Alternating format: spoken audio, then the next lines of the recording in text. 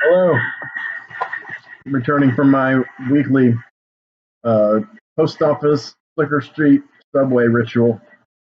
I've posted about this on Facebook where I have to mail my eBay orders that I'm shipping out at the post office down the street. And I stopped by Subway, one of the few places in the area that's got in-store dining. The seats are spaced apart. And I get a veggie sub and tea and right on Flicker Street for a while. Get a lot of inspiration when I'm there. Stroll solitary, but yet I'm in the public. Kind of brings back that coffee house feeling, or sort of that old feeling when I was in college, where there was like upstairs to the Van Every building. That's at Central Piedmont Community College here in Charlotte.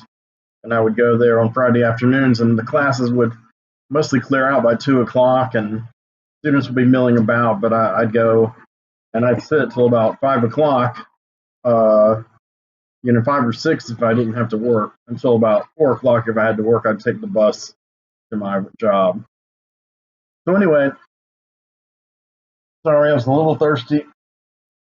I am going to do another segment here, this thing called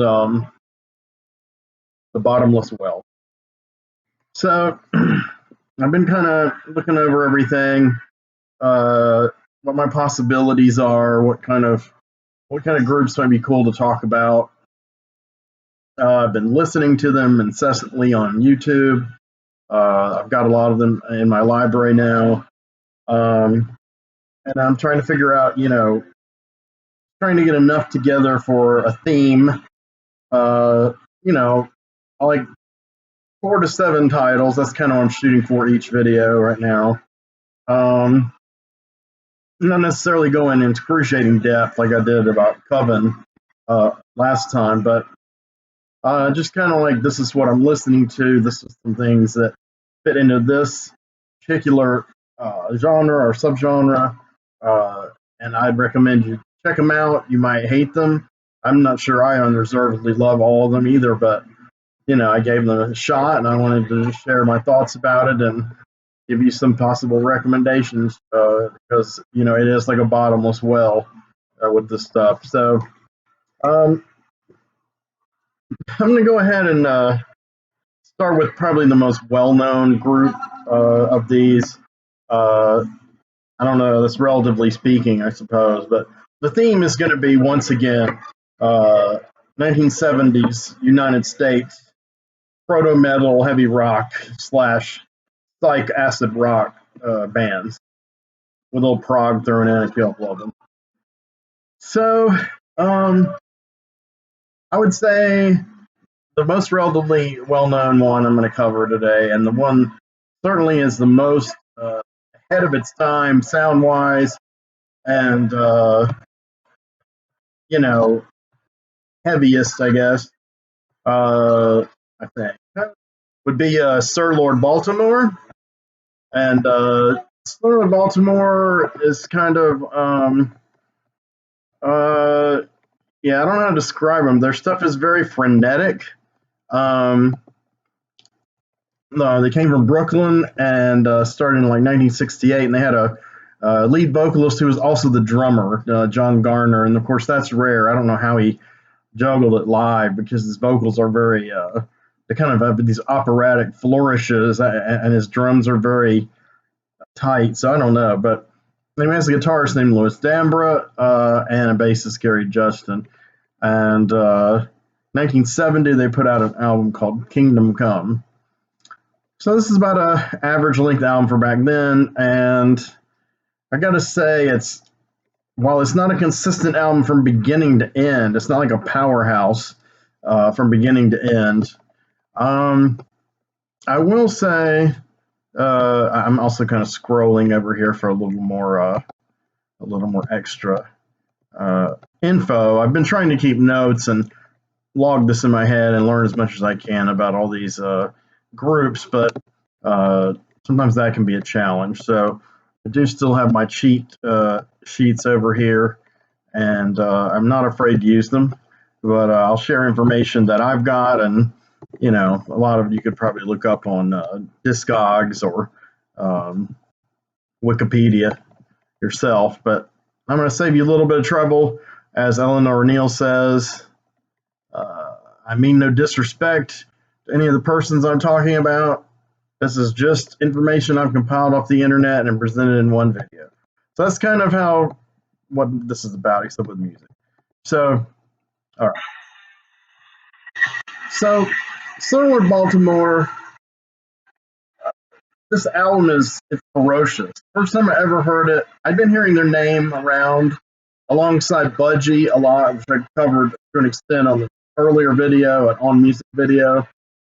And I'd heard them as kind of like a progenitors of heavy metal, one of the heaviest sounding groups of that era, one of the kind of pioneering groups. So went on this trip in 2017 with a good buddy of mine. We drove up to the Necronomicon in Providence, Rhode Island, and I talked a bit about that in the last video with Coven, because I saw Coven play at that venue. But on the way, we listened to some really heavy stuff, kind of, different gradations of heavy, kind of keep the energy going. It was a very long drive for him, and, I was trying to be as helpful a passenger as possible. We listened to the long deluxe edition of Rainbow, Down to Earth. Had all these demos with instrumentals or with alternate Graham Bonnet vocals. Love that album, by the way. Listened to Mayhem. I listened to a couple of Mayhem albums. Not the early stuff, but kind of the later sort of prog metal. And we listened to Sir Lord Baltimore's first album, among others. And wow, it was just so raw and heavy. And from what I'm reading and been reading about the band, and I kind of figured this listening to it, is they recorded insane amounts of multi-tracking. I don't know how they did it. I mean, it sounds like a Bohemian Rhapsody level of pinging from channel to channel. Like in Bohemian Rhapsody, they barely finished the whole master tape before the tape was actually beginning to wear out and disintegrate because tapes were so limited. But they made it. So these guys, I don't think, went to that extent. They don't have a 100-piece choir, which was really guys, Queen. But the guitars are a lot of harmony guitars. There's a lot of rhythm guitar and a lead guitar, and then like all kinds of crazy noises. There's like some shredding, some tapping. There's some scraping. There's juggernaut of sound. And the lead singer, remember, is the drummer. I'm assuming in the studio he didn't do both at the same time since they were all in a multi-tracking. I don't know how this group held up live, but our drummer here, John Garner, man, he's like screaming his ass off. And the first track is pretty long and epic. And it's interesting that in the Wikipedia article it mentioned that when they did a comeback album called Raw 3, Sir Lord Baltimore 3 Raw in 2006, and that was their last album. They mentioned how they had shifted to an overt Christian message in their lyrics, and they pretty much were blunt about that wasn't in their music before that. I have to differ though with the dear Wikipedia because the lead track on their first two albums, each of them have evidence otherwise. To an extent, depending on how you interpret the lyrics. Kingdom Come is this like apocalyptic song which goes through all these different movements, and I don't know, it's just kind of chaotic madness. But I wanted to read you some of these lyrics. It took me a while to kind of decode them, and that made me enjoy them even more because of this apocalyptic, end of the world Christian sort of rising from the dead? Is it Jesus rising from the dead, or is it like Satan being born again, like in the Sabbath song? I don't know, but check this out. I hear sirens calling me. I fell prey unto the wind. Sail on, crimson majesty. Turn, turn, wheel of fortune spin. Until my kingdom come, and then my will be done. That's the chorus. Tired voyage on the brink. Eyes want only for sleep. Striking thoughts I could not link. Fathomed raptures of the deep. Oh, come, my kingdom come. Wake me, paradise untold. Giant phoenix, be my wings. Roll on chariots of gold. All rise, hail the King of Kings, on capital K's. Shining wizards bring the sun, shooting arrows. Shining wizards bring the rain, shooting arrows at the sun. Praise him, for that now he shall reign. Deaf ears, beat your silent drum. Oh, come, my kingdom come, and then my will be done. So, you know, I see this as kind of like some kind of revelations kind of deal. Earth's opening up, and demons are everywhere, and there's fire and volcanoes, and the band is kind of like just jamming away to the fucking apocalypse. And it's a powerful piece. It's really dramatic. He has these very operatic flourishes. Like I said, sometimes his voice cracks a little. Sometimes he can't really get into a register he's trying to get into. But it's really authentic. And then these guys were really. It was like I mentioned with some of the bands in the last video of Bottomless Well. It's coming from inside these people. They got a bunch of instruments. They'd heard rock and psychedelic rock and heavy rock and pop rock and all the stuff from the 60s was just driving into their brain, and they're like, oh, I can do that, and it was kind of like the punk movement in Britain later. It was like it happened in Britain too. In this case, there a lot of bands were inspired by the very rich British psychedelic scene, which my good friend Mick Cantone, ladies and gentlemen, has been keeping me apprised of. But in America, there's this kind of scrappy. I don't know, man. It's this super indie DIY. It's like I mentioned before. I don't know if these guys even gave a damn if these albums came out, or if they got big, or if they went, man, that was our one shot, and now we're 65, 70, and we're working at Taco Bell. I mean, who knows? Who really knows? And a lot of them are dying off. But this had the same kind of Sir Lord Baltimore, Kingdom Come. It had the same ingredients, essential ingredients that are in the Dust album, Heart Attack from '72, that I discussed at length last time. It's heavy, ragged, raw stuff. Tumbling drums, and then there's some slower kind of semi-acoustic, kind of hippie bits, and smooth vocals. I guess what black metal people would call clean vocals, where you're not screaming or altering your voice. You're just like singing. Go figure. I'm not knocking that. I mean, I love black metal, but it's funny how their nomenclature has evolved. But I don't know. There's a certain urgency and a certain drama to this album, and about halfway through, it starts to lag and get a little repetitious. And then when it gets into the last kind of couple of tracks, that's when we start getting into this kind of mellow, sweet kind of hippie ballad. But there's still this kind of portentous, ominous feeling in the lyrics. Like this is like the calm before the storm, and this is like the end before the beginning. And sure enough, they get into this incredibly heavy riff here at the end, and are screaming like mad. At times, this guy really does shriek his ass off. Kind of like Arthur Brown was around that time, I guess. Not as smooth as Ian Gillan or as much of a range, but that kind of frantic, manic rock and roll. I don't know, just this nutty craziness that could only be part of rock and roll and rock music, really. And of course, all of its, descendants like punk rock and metal, which, again, that ferocity, that rawness. I can't say there's any prog elements in this album, really. in some ways, like the compositions in a way are very much of their time, like the riffs, but there are exceptions, and especially, like I said, the title track, which is, several minutes long, and there's this kind of desire to push the Sonics as far as they're going to go. Like the Velvet Underground recorded White Light, White Heat, and Lou Reed, allegedly still turned it up to 11, and, they've got the cover with the needle in the red on 10. Supposedly they really recorded it that way. That's kind of what these guys sound like on Kingdom Come, the first track of Kingdom Come, and some of the other album too.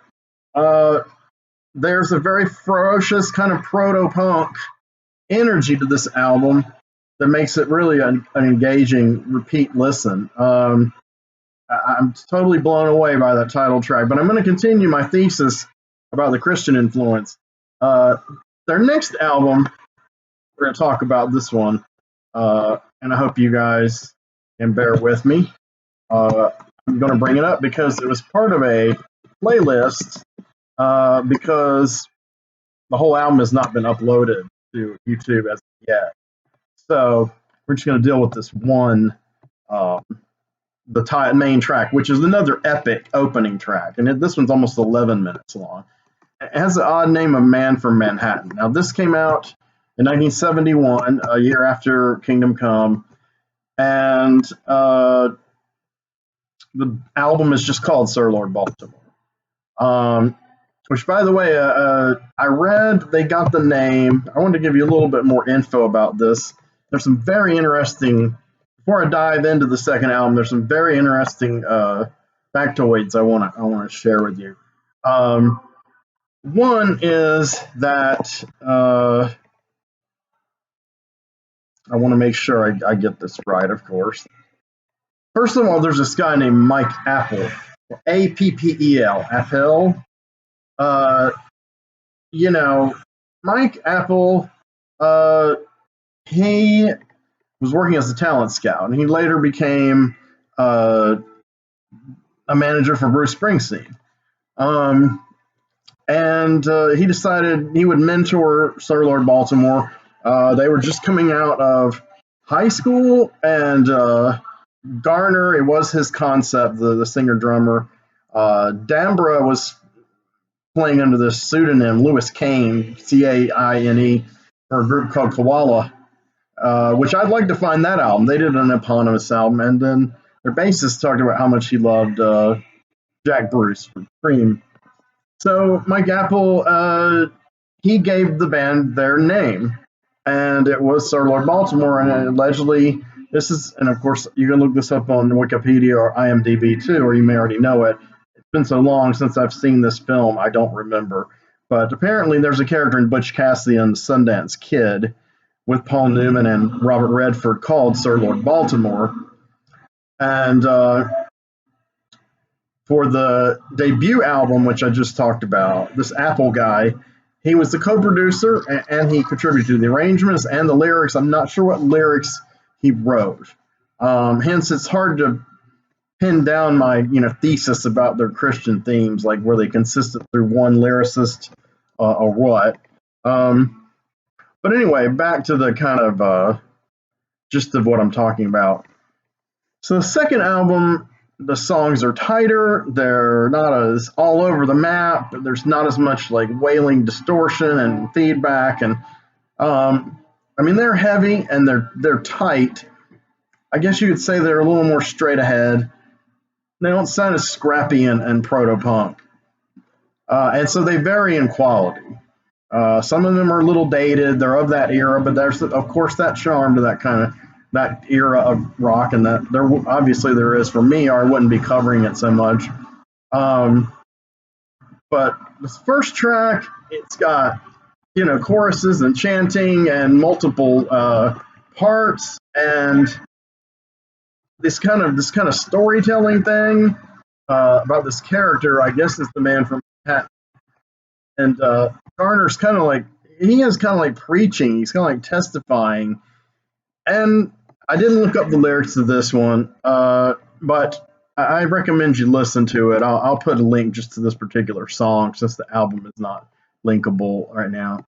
But there's these kind of quiet passages in the middle, and it goes into some beautiful melodic guitar work, and then some just crashing leads. But along the way, through all these moods, and make no mistake, this song is a masterpiece, just like the song Kingdom Come. This is like rock out on the edge, the way I really love it from this period, where anything could happen in a song. The song turns into a jam, and it's somewhere and somewhere else. I mean, there's numerous examples. Some of my favorite are like Black Sabbath side 2, like Warning, and side 2 of UFO 2, Flying, this track called Flying. Oh my God. It's just the music. You're just kind of wandering into this world, this heavy metal world. It's kind of like there's desert, and then there's water, and then there's fire, and there's energy. I don't know how to describe it. It's like they can play any fucking thing they want. Even if it's sloppy, they missed a few notes. Who cares, man? They just go for it. And they kind of let the feedback and the distortion cover for the naffs, and they kind of obviously are very, very Hendrix influenced. These bands didn't quite have his facility, but it's admirable what they did for the era with the equipment they had. It's a shame there aren't more guitar players with the technology now pushing sounds as much as these guys did with their limited equipment. Arguably, there's still a few out there. I mean, one notable person will be Jeff Beck. He's always up to date on his sounds and always trying new things, and he's pushing 80. But he's kind of like on a whole other level here. And kind of Prince before he died. But anyway, so this song, Man from Manhattan, really I've decided is about Jesus Christ. And I don't know why they call him a Man from Manhattan. I don't know if Jesus is reborn in Manhattan. I'm not sure, man. It's crazy. But in any case, it kind of, the ending kind of starts to drop off with this kind of plaintive voice.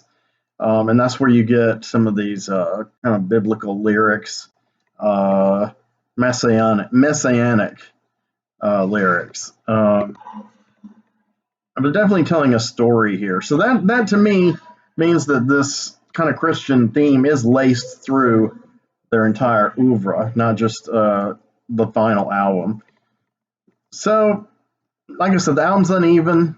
It's good. It's fun. There was a popular, not like a hit, but a popular with other musicians and in the scene song in here called Woman Tamer, and a well-known band covered it, and I totally forgot who it was. But it's a worthwhile album. It's just a different experience. It's a little more conventional. Like if that was their only album, it'd be cool too. It'd be cool to talk about it. But in the shadow of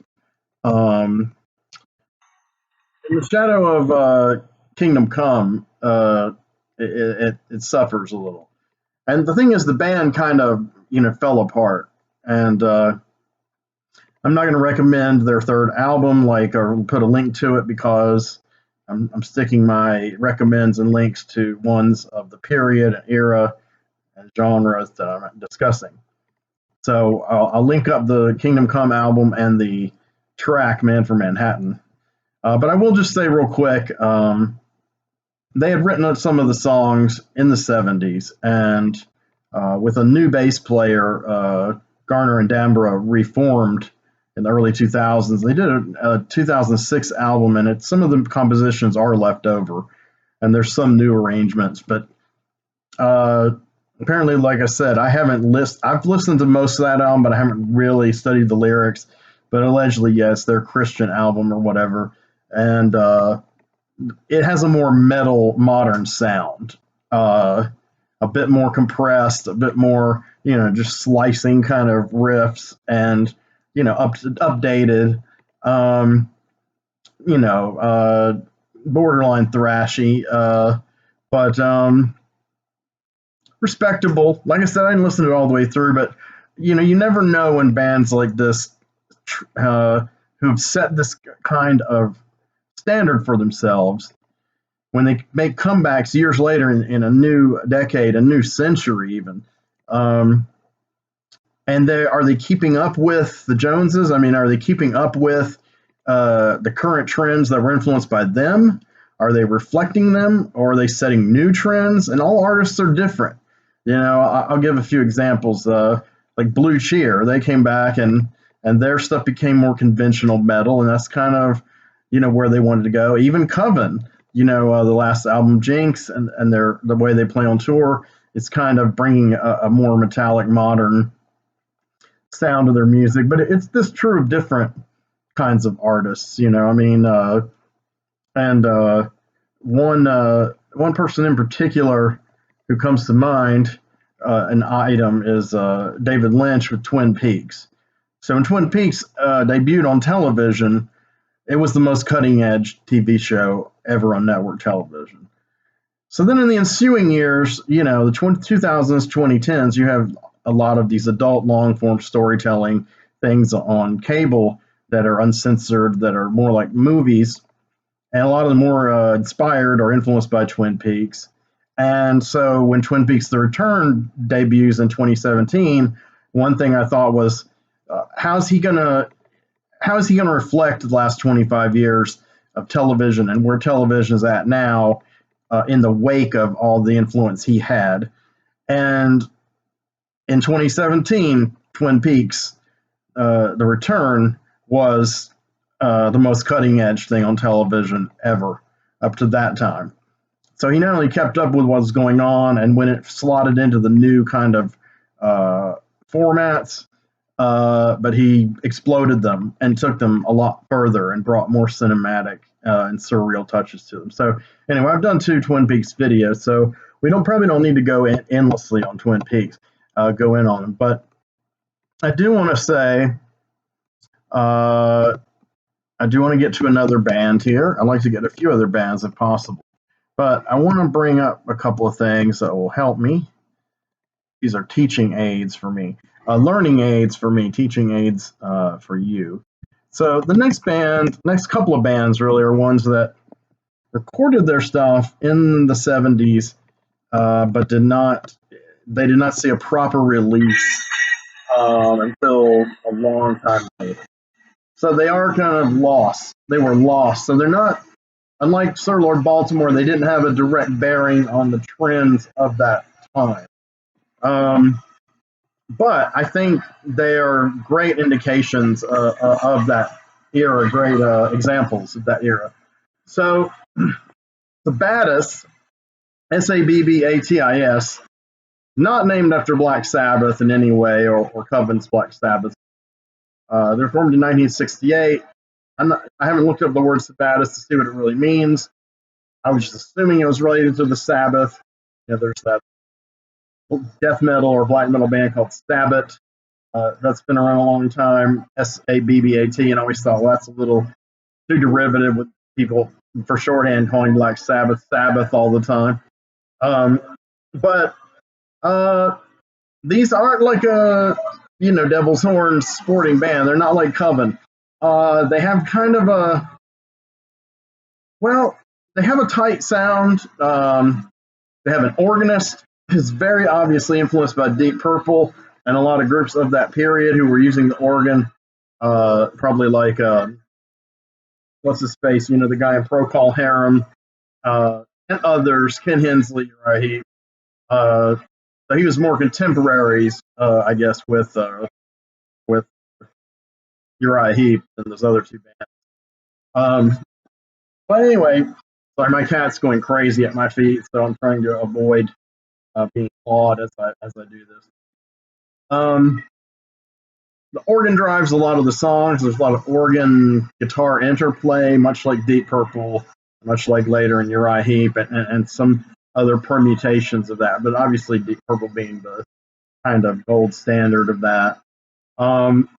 This band, they were from New York. They played a lot of gigs. They were in the underground, playing the clubs, and they did a demo, and it was supposed to secure them a record deal, and it didn't, and it got shelved. they used a homemade studio, but the producer was a guy who went on to become a multiple Grammy Award winning producer, some guy named Mike Gozowski is what I have here. And so it really sounded like a full finished vinyl album. And so finally, it comes out in 2011 on CD and approved by the band on Jargon Records. And, that's a Spanish record label here, it says. And then they released it on vinyl in 2015, all remastered from the original tape. And they started out as like a psych rock band, and by the time you're getting into this album, which by the way has a name, Warning in the Sky, it's not self-titled. You've got a really cool aggregate of sounds. I mean, like you've got that kind of Deep Purple interplay thing going on. A couple songs that have some kind of funky riffs, and just some more melodic stuff. I'm just going to skip through. I did listen to this thoroughly yesterday, but sometimes I need reminders. It's very tight, heavy rock. It's very much like a lighter Deep Purple, really. So they're not as all-out psych, like experimental and psychedelic, and they're not all out like metallic, like Sir Lord Baltimore budget. And they have some pretty good songwriting. There's some bluesy influence here and there, like I said, some funk influence. And I like the vocalist. I really like the mood of the whole album, really. I think there's a lot of cool things in this album. So SABBATIS, Warning in the Sky, I would recommend it. A lot of energy, a one-off, but man, I'm glad that it resurfaced. So the next one I'm going to talk about is a little more bizarre, but nonetheless, very essential for what I'm doing here. And they are another group that recorded an album in the 70s, and it didn't come out until much later. So this band is called Vulcan, like as in Mr. Spock. So now, Vulcan, let me see. Give me a little more extra info in here so that I could be absolutely sure I'm doing this correctly. It has a ton of tracks. It was released in 2010 on vinyl, finally.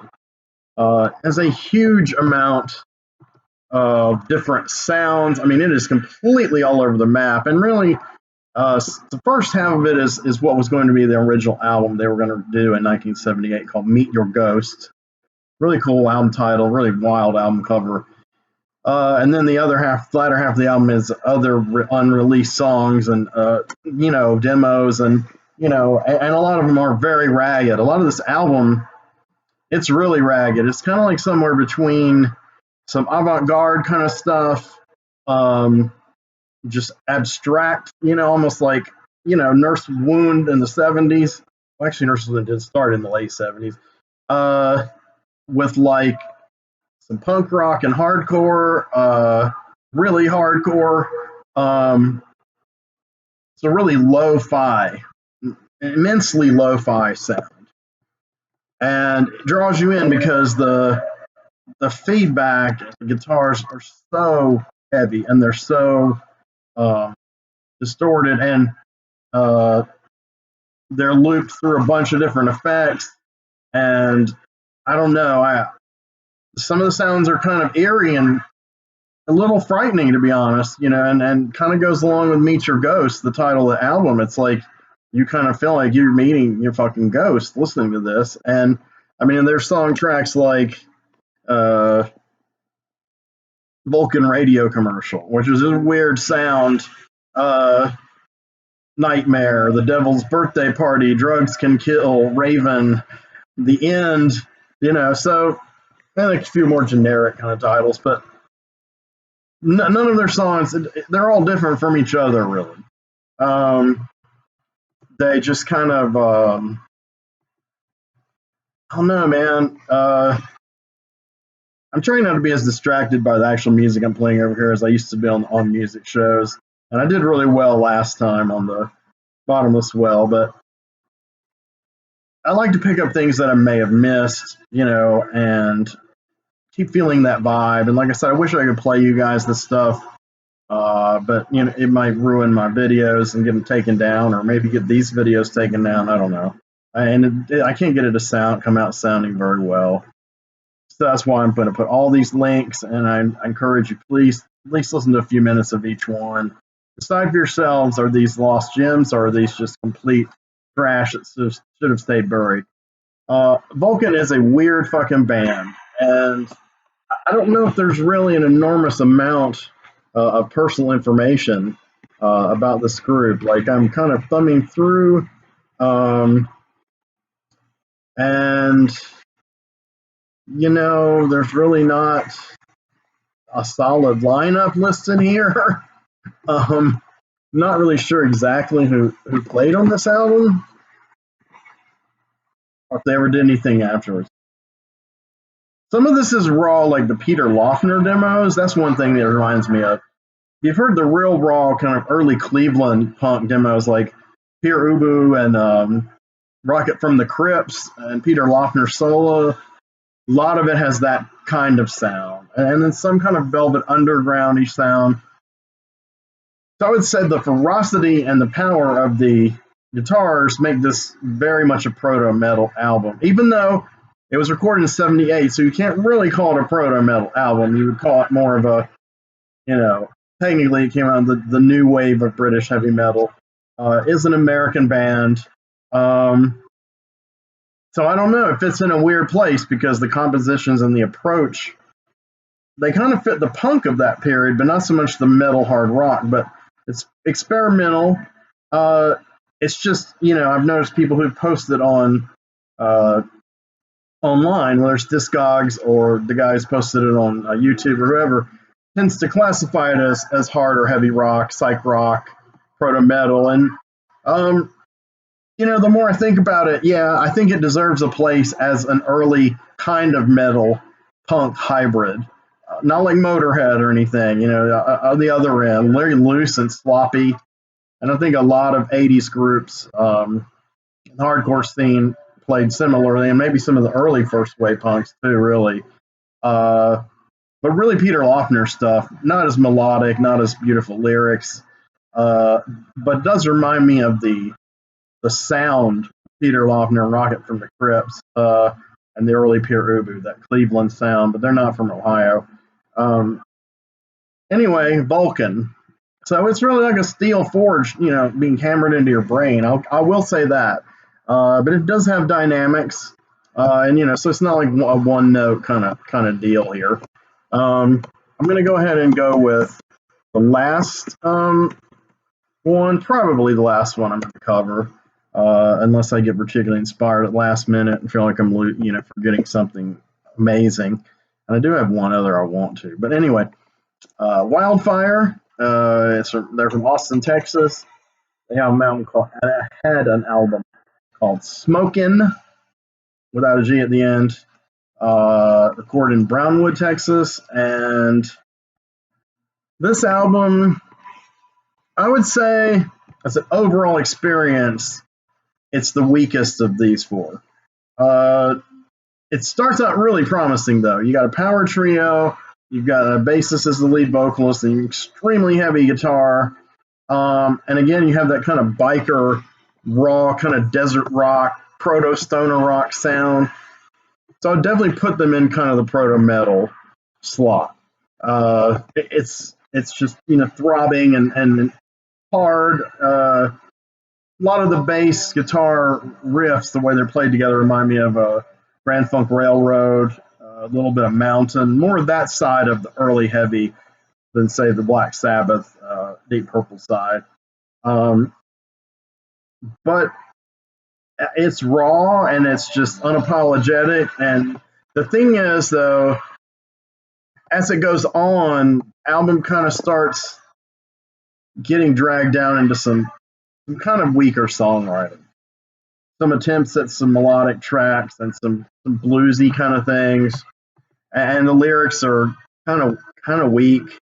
And the guitar solos are still just wailing, but it's this one. It seems like maybe they thought they could do a commercial album. I mean, there's like some songs with like big swelling chorus of a bunch of people singing like an anthem.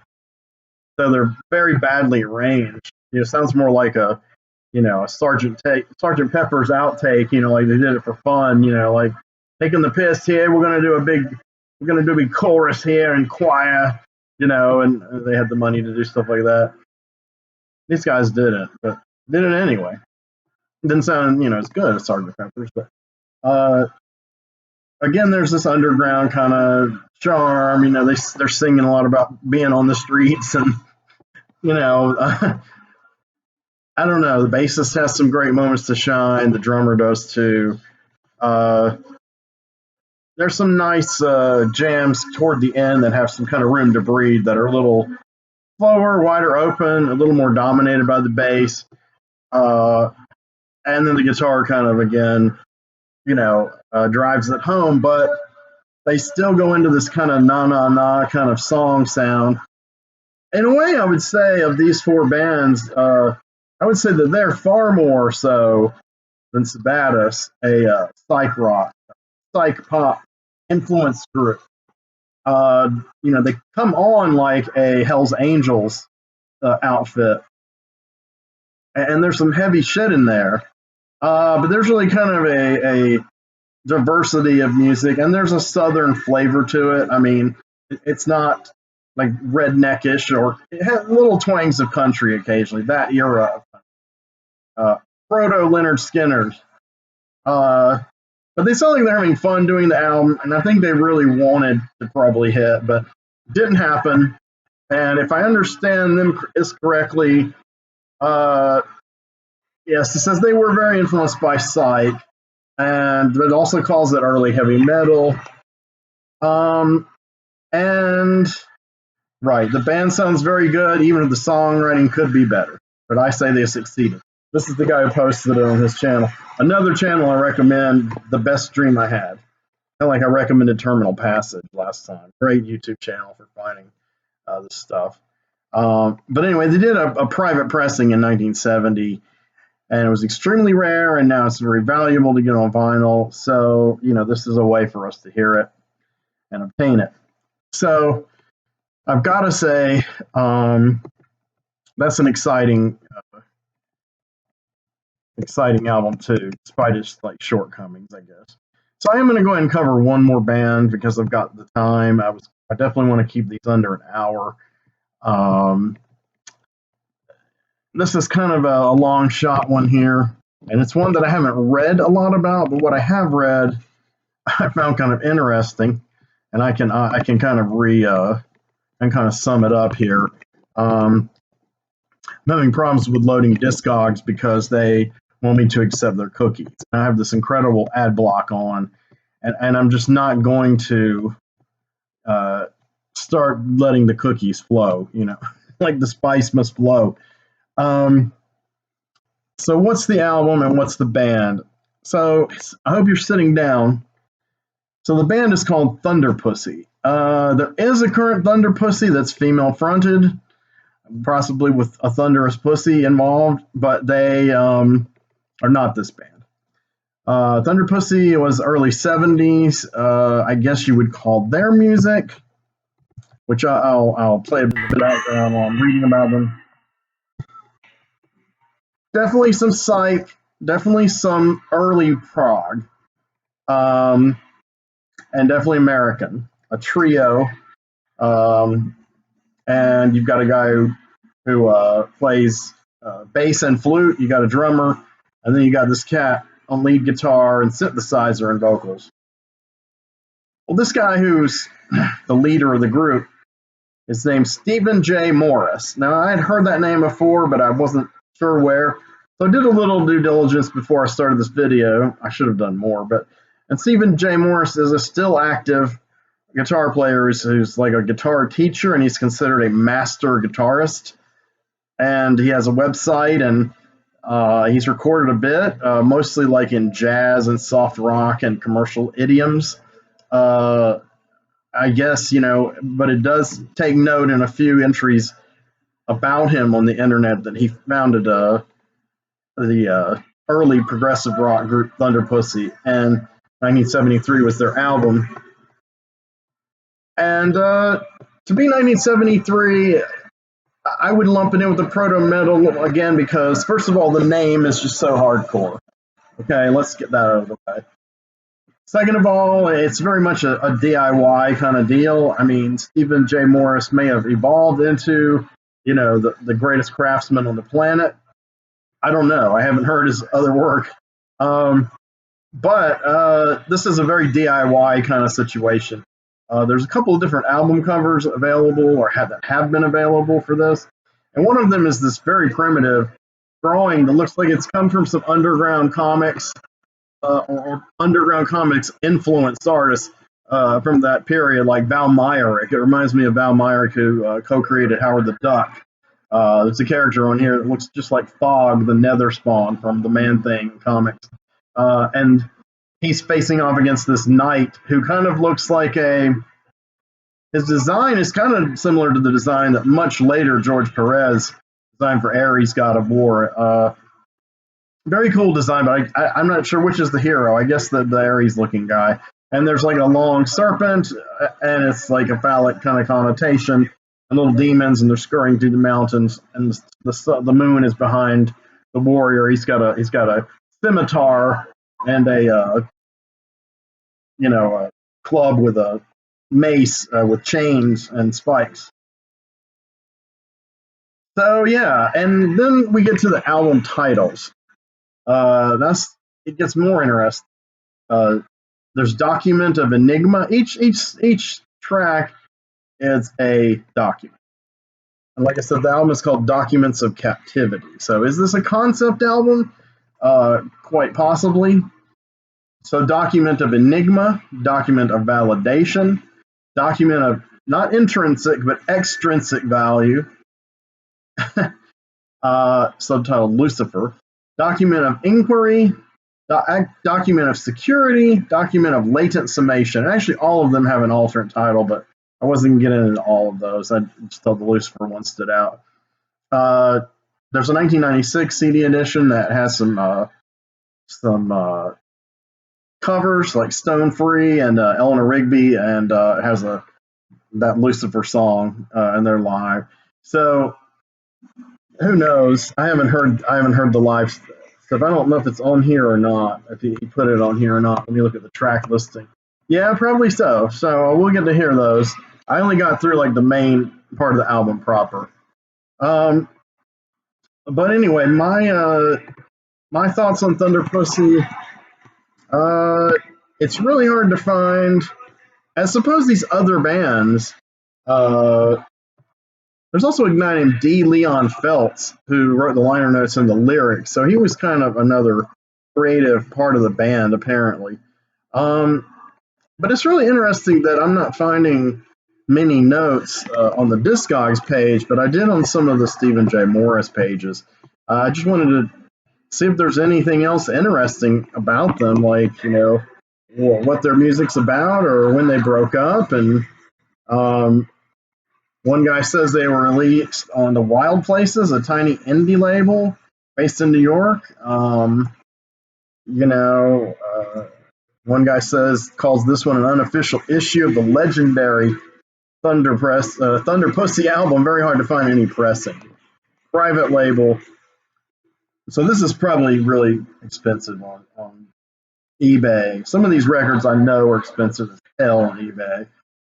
So these guys on YouTube are doing us all an enormous favor. Because how else are we going to hear this stuff? It's pretty amazing, really. And the final thing I was going to say was, I may not get to this, or I may get to this. I'm just kind of scanning here. All right. It was where I wanted to be at, but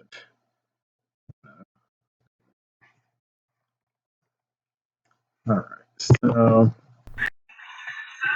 Documents of Captivity is also can be found on the Best Dream I Had um, channel on YouTube.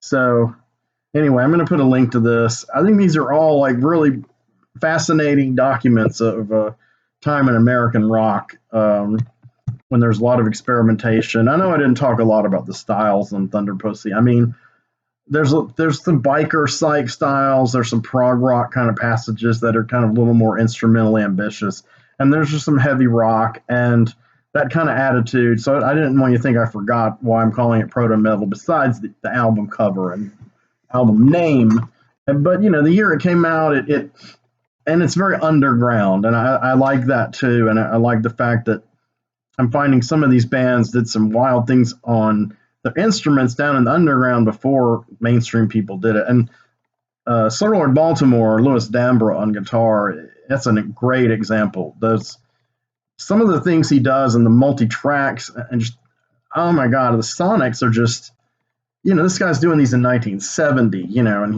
he's some poor guy. I mean, I don't know. I mean, I'm gonna have to find that Koala album and see how it is. But anyway, I have fun talking about these. I don't know if you had fun listening, but that's okay. Next time, I'm not going to deal with American proto-metal, heavy rock, psych bands, I promise. I'm going to shift completely. I might still be in the heavy psych area, possibly. In time, I'm going to shift like completely and probably come full circle. And I'm going to do an ambient show, and I'm going to do a couple of krautrock shows. One in particular I'm really excited about, but I'm trying to get through some catalogs and make sure I get everything right. So those are kind of long-term-ish works, but I got some short-term-ish ones, but it'll still probably be a week. So I guess you can count on the Bottomless Well being out once a week on my channel. And, I'll probably do another video about something else during the week. So probably putting up less videos than I used to, but hopefully like maybe better quality as far as my presentation and etc. So I do think even though there's a lot of things that I don't know inside out about the stuff that's newer to me, I do feel confident sharing my impressions of it. I think you can count on my accuracy as far as basically describing genres or waves of music. I'm not a music theory expert. I know a little bit. I know a good bit about equipment and sound. That's something I'm a little more versed in, having been in bands. And then, so sometimes it will be hard for me to explain what someone's doing on the guitar in a technical sense. But if you ask me what effect they're using or whatever, then boom, I'm there. So anyway, I have some other great music wizards at my disposal that I can consult for info in the future, who also volunteered actually. So I'm going to go, and thank you so much for listening. I really appreciate it. And as always, I'll be back with another video soon.